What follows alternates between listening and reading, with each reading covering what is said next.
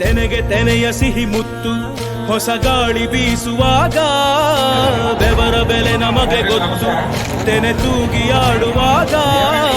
ರೈತ ನಮ್ಮ ತಾಯಿಯಂತೆ ಅವನ ಆಸ್ತಿ ಹೇಗಿಲು